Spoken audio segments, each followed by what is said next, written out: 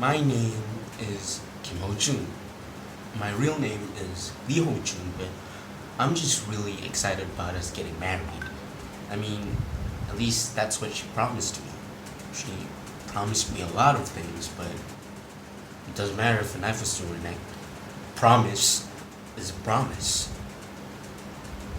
Anyway, let's talk about the first time we met. It was actually the only time we met, but it was love at first sight. So, it was this Friday morning, right? Actually, I went to the housing area a few weeks ago, but the guards wouldn't let me in. I showed them my comments and everything, but they wouldn't let me in. So that prompted me to disguise as a food delivery person to meet my Yeon and see my wifey to be. So, plan, it was perfect. I knew the ins and outs thanks to that YouTube video that Yeon did with YouTube about her house. It was perfect.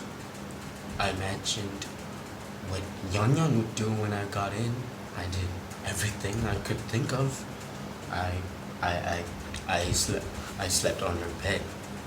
I wore her jackets. I ate her food. But I realized that one thing was missing, and it was Yeon. So I waited until she came back. I didn't imagine the night would end like this. I remembered talking on the phone with my manager after I was done with my practice. I was so tired that day. I practiced from early morning until late night without having a single proper meal. So I was complaining about it to my manager. The air felt different that day. The windows were open. It was weird now that I think about it. I should have seen the sign and told my manager about it. Instead, I told her that I wanted to change into my night clothes and would call her back later. But when I went into my room to change, I heard some strange noises coming from my closet. It was as if there was somebody there that I leave alone. Yes, I was the last person to call her that night. I should have stayed on call. But I had to do work and I needed to settle her next interview fast.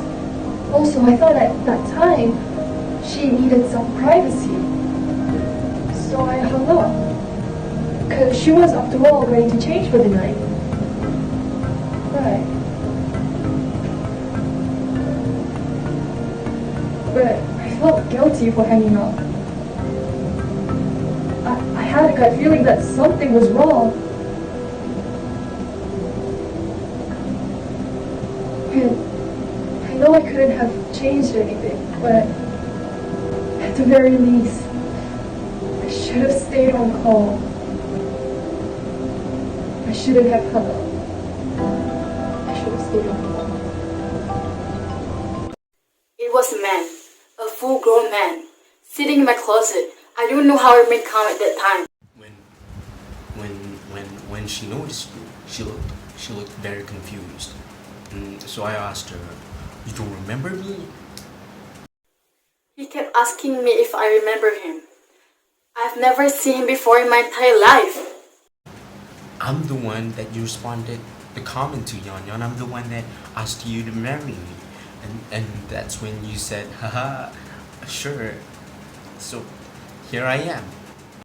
It wasn't something new. When you are in this industry, you will meet people like him, so you need to be mentally strong.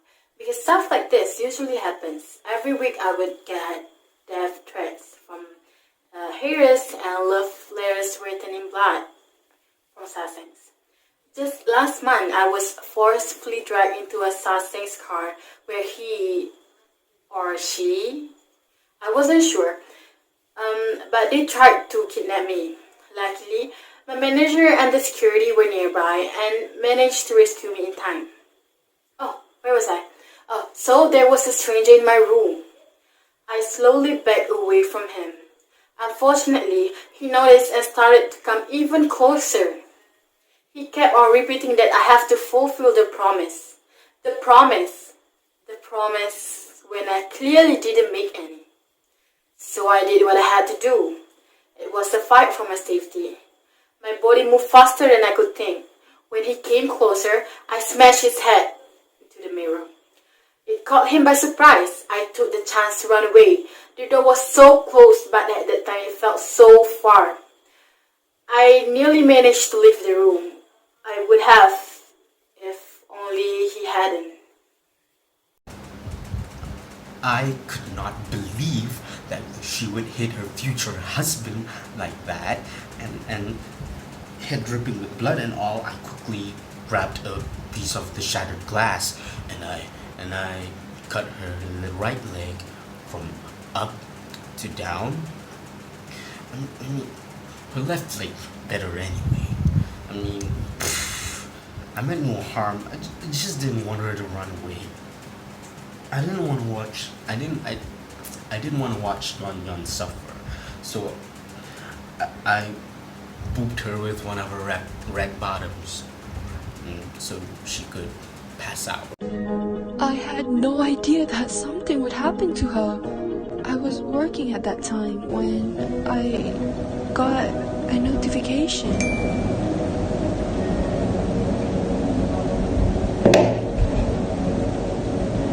Honestly, kids these days, how many times do I have to tell her that if she wants to start a live stream, she needs to tell the company first? This is not even the first time. Last time she did this, she was on the news.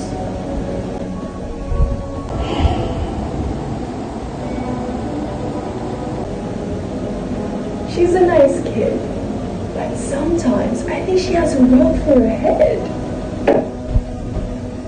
Thank God for the talent dancing, or else I would have just...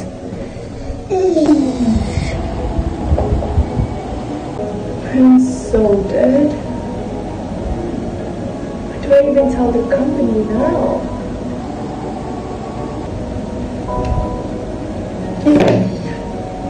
Next time I see her, she's going to get it for me.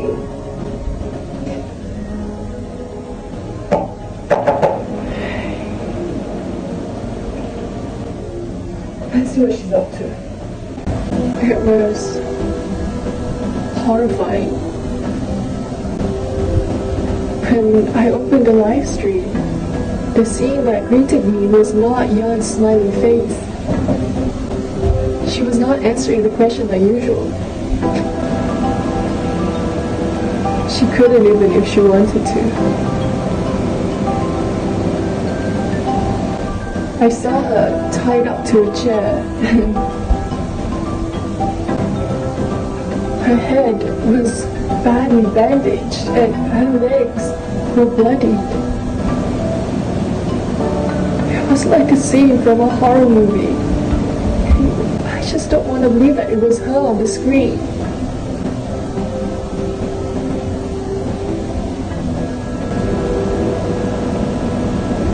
I called the police, you know.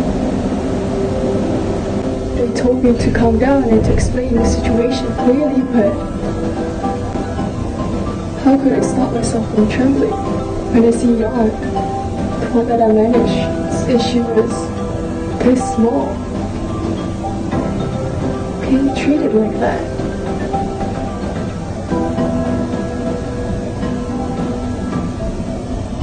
And when I saw that crazy man bragging about his relationship with Yeon, all I wanted to do was punch his stupid little smirk out of his face. We received a report from the manager around 7:30 in the evening. She reported that the victim was held hostage by a stalker in her own house. She found out about this through a live stream. Apparently the stalker had used the victim's phone and account to do a live stream. So one of my subordinates searched up the name, and sure enough that there was a live stream going on. So we watched the live stream, and The scene that appeared before us is pretty disturbing to say the least. The suspect was holding the phone and was talking very enthusiastically, saying something like how he was very happy to be with his wife, and the victim was a few feet away from him, tied up to a chair. The suspect kept on going and saying how lucky he was to have the victim as his wife, and so on, how they were made for each other. It's very delusional. He is very lunatic.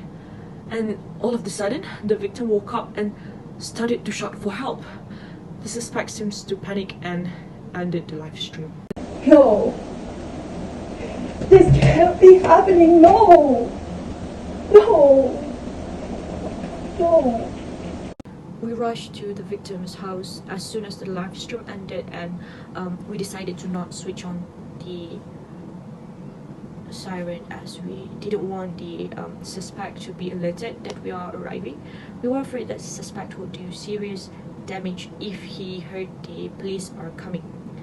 We immediately took action as soon as we arrived. We had our gun out for precaution as we didn't know what the suspect had on him. He might have a gun, he might have a knife on him, we never know.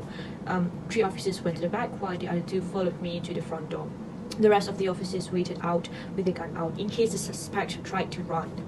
I tried to open the door normally, but it was locked, so we had to use a battering ram to force the door open.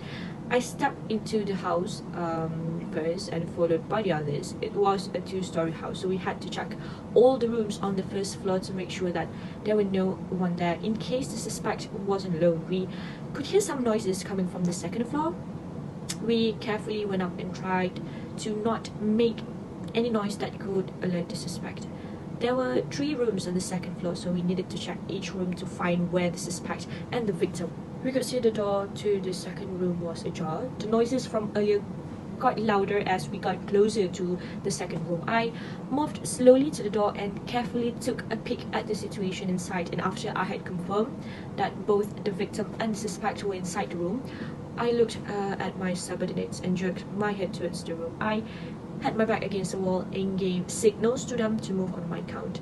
Right after I counted to 3, we moved into the room with me as the lead. I told the suspect to not move and had his hands raised, but the suspect had already put a kitchen knife near the victim's neck. He threatened to kill her if we came any closer. We tried to negotiate with the suspect, but to no avail. He wouldn't cooperate, and time was running out, and I knew that I had to move to plan B if I wanted everyone to leave this house in one piece. I said the code word for plan B to the police snipers using the walkie-talkie. The sliding door that connected the room with the balcony was open at the time, fortunately, so all I had to do was to stall some time so that the sniper could get ready. I tried to negotiate again, but the result was still the same. The suspect became more aggressive and demanded us to put our guns down, and we complied. And while I put down my gun, I could see from my peripheral vision that the sniper was in place and ready to take command. And right after I put down my gun, I shouted now, and the sniper pulled the trigger. The bullet went straight to the suspect's knees, causing him to fall and scream in agony, and I immediately went to the suspect and handcuffed his hands. The victim was carried out on a stretcher by the paramedics because her leg was seriously mutilated. The suspect was then brought to the police station after the paramedic had treated his legs. It was the last time I saw the victim, and I sure hope that she's doing better now. I'm thankful that I'm still alive. I really am. It's just that it's unfair. I sacrificed my childhood to be an idol. I trained for 10 years to debut. I became a trainee at Bubihin Company when I was just 10 years old. Do you know anyone who would train for 10 years without giving up? Not knowing when you will ever get to debut? Me, I did. Every single day, I worked myself to the bone. I never missed a practice. Just to see myself on the big stage. When I finally debuted, I didn't get much appreciation because of how I look. It took me several years to get to where I am today. When the doctors said that I would not be able to dance anymore, I feel like my world is falling apart. The cut on my right leg is so deep that I will have to go to rehab to walk. I can't even walk. How am I supposed to dance? To make it even worse, I have a vocal cord paralysis. I'm finally recognized for my skills, and now I'm supposed to give up? How? Can somebody please tell me how? You took my passion away from me. You took my voice away from me. I still don't know what I'm going to do after this. I really don't. And right now, I'm in this stupid room for doing nothing wrong except for spending time with my fiance. Let me out!